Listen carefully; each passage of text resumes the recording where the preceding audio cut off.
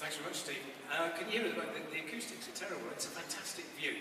So we'll give in for the acoustics. So here I am, wearing a tie for the first time in 6 weeks. I turned up to the event and discovered that I'd eaten a bothered. I should have realised that that's a marketing event. Creative times. For me, this is a very strange thing because I've never really considered myself a marketeer. Stephen very kindly said in the introduction, I guess he's one of us. I've never thought of myself that way. In fact, I was telling somebody earlier, I did a business degree at Bath University a very long time ago. I was in a course of 52 and I was the only one that didn't take the marketing option. There's a reason for that. It's a technical term because I thought it was bollocks. And here I am, 30 years down the road, being lauded as a marketeer, so I do feel a little bit of a fraud in the room.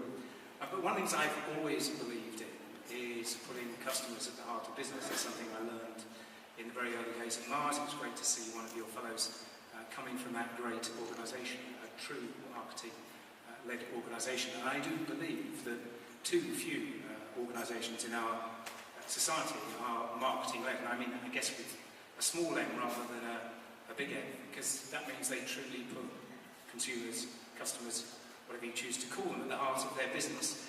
And I think if you look at the many well-reported business issues in our country, around the world in the last 6-8 years, you can trace almost every single one of those business issues back to organisations that lost sight of that very simple fact. Customers, or I would say customers and colleagues, at the heart of everything that you do.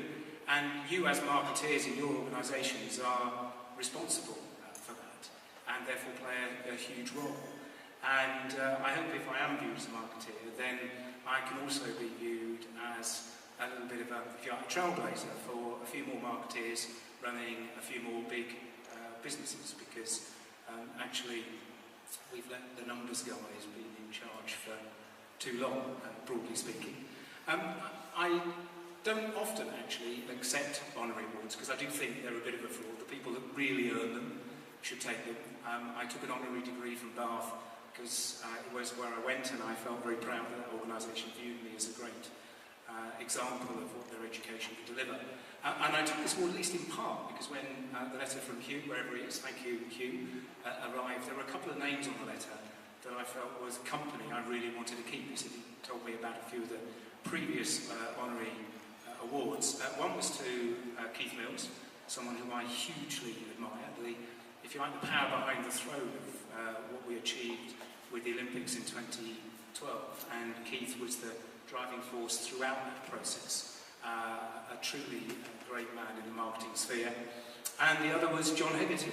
I still bump into John occasionally, actually, because he walks to work from Clerkenwell to BBH. When I was at Sainsbury, used to walk from Gray's Inn to Holborn. And so about once a year we'd arrive at about the same time. The suits get brighter every time I see him, but he's still a little boy, and he's still raging against the machine, and I love that about him. And I first came across him when I was at Haagen-Dazs, and I remember very clearly, because I was a young guy at the time, 29, 30, and BBH did the sort of standard agency pitch, the one that responded to the brief, the one that was a crock of shit that they wanted you to dismiss quickly to prove that at least had another idea, and the one that they'd really like to do but they never thought for a minute you'd say yes to.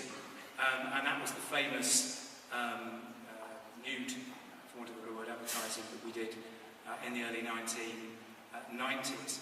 And it was the kind of naughty boy in him and the naughty boy in me that came together and led to that advertising.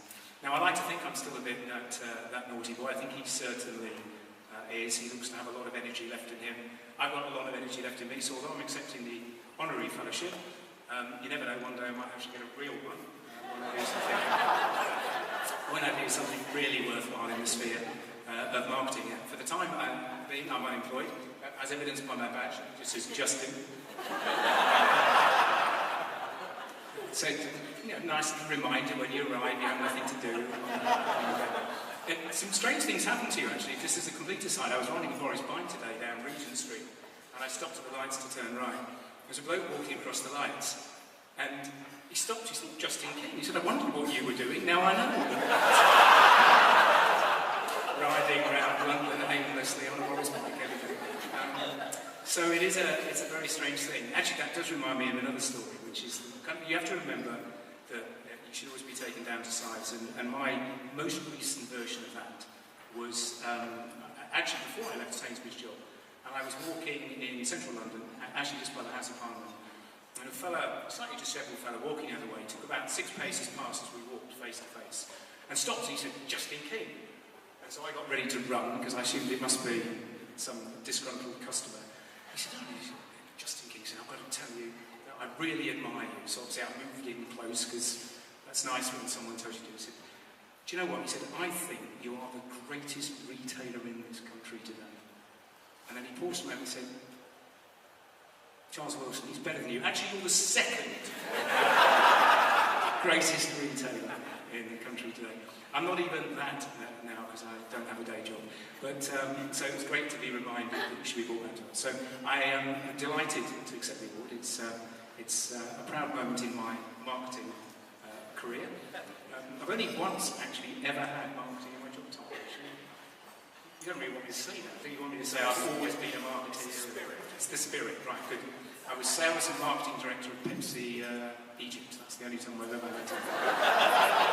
You laugh, it was Pepsi's 5th biggest market in the world. And that mattered. That mattered in Pepsi in those days.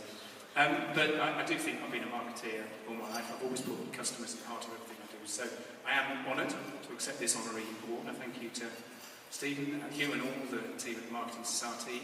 To those of you that are already fellows, well done, because you've really deserved it. And to those of you to aspire to be one of those 5%, that's 1 in 20, because you're marketeers, you won't really understand the maths. Yeah. Where's the door? I just need to make sure it's a clear route to get to it. You should aspire, because being recognised by your peers is actually the recognition that really counts. So, well done those of you that have been fellows today. Thank you for my award, and enjoy the rest of the evening. Thank you.